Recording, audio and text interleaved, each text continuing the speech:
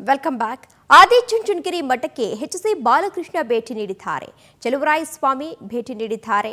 ನಿರ್ಮಲಾನಂದ ಶ್ರೀಗಳ ಜೊತೆ ಗೌಪ್ಯವಾಗಿ ನಾಯಕರು ಚರ್ಚೆ ನಡೆಸಿದ್ದಾರೆ.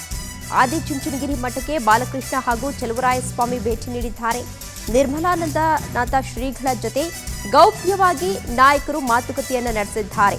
ವಿಶೇಷ ಕೊಠಡಿಯಲ್ಲಿ ಚರ್ಚೆ ನಡೆಸ್ತಾ ಇರುವಂತಹ ಉಭಯ ನಾಯಕರು ರಾಜಕೀಯ ವಿದ್ಯಮಾನಗಳ ಬಗ್ಗೆ ಸ್ವಾಮೀಜಿ ಜೊತೆ ಮಹತ್ವದ ಚರ್ಚೆಯನ್ನ ನಡೆಸಲಾಗಿದೆ. ಸಾಕಷ್ಟು ಕುತೂಹಲವನ್ನ ಮೂಡಿಸ್ತಾ ಇದೆ.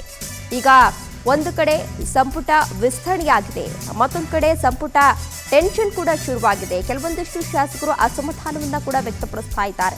ನಮಗೂ ಕೂಡ ಒಂದು ಮಂತ್ರಿಗಿರಿ ಸ್ಥಾನವನ್ನ ನೀಡಬೇಕು ಅಂತ ಹೇಳಿ ಅಸಮಾಧಾನವನ್ನ ವ್ಯಕ್ತಪಡಿಸ್ತಾ ಇದ್ರೆ, ಮತ್ತೊಂದು ಕಡೆ ಕೆಲವು ಸಚಿವರನ್ನೇನು ನೇಮಕ ಮಾಡಲಾಗಿತ್ತು ಅವರಿಗೆ ಕೋಪ್ ಕೊಟ್ಟು ಬೇರೆಯವರಿಗೆ ಮಣೆ ಹಾಕಬೇಕು ಅಂತ ಹೇಳಿ ಹೈಕಮಾಂಡ್ ನಾಯಕರು ಹಾಗೂ ಸಿಎಂ ಡಿ.ಕೆ. ಶಿವಕುಮಾರ್ ಸೇರಿದಂತೆ ಗಣ್ಯರು ಈಗಾಗಲೇ ತಯಾರಿಯನ್ನ ನಡೆಸ್ತಾ ಇದ್ರೆ, ಇಂತಹ ಸಂದರ್ಭದಲ್ಲಿ ಇವರು ಆದಿಚುಂಚನಗಿರಿ ಮಠಕ್ಕೆ ಭೇಟಿಯನ್ನ ನೀಡಿರೋದು ಸಾಕಷ್ಟು ಕುತೂಹಲವನ್ನ ಮೂಡಿಸ್ತಾ ಇರುವಂತದ್ದು. ಯಾವೆಲ್ಲ ವಿಚಾರದ ಬಗ್ಗೆ ಅಲ್ಲಿ ಗೌಪ್ಯವಾಗಿ ಚರ್ಚೆಯನ್ನ ಮಾಡಿದ್ದಾರೆ ಅಂತ ಹೇಳಿ ಸಾಕಷ್ಟು ಕುತೂಹಲವನ್ನ ಮೂಡಿಸ್ತಾ ಇದೆ. ಇನ್ನು ನಿನ್ನೆಯಷ್ಟೇ ಎಚ್.ಸಿ. ಬಾಲಕೃಷ್ಣ ಅವರು ಕೂಡ ಒಂದು ಹೇಳಿಕೆಯನ್ನ ನೀಡಿದ್ರು. ಕೃಷ್ಣಪ್ಪ ಅವರು ಪಟ್ಟು ಹಿಡಿದಿದ್ದಾರೆ ಈಗಾಗಲೇ ಸಚಿವ ಸ್ಥಾನಕ್ಕೆ.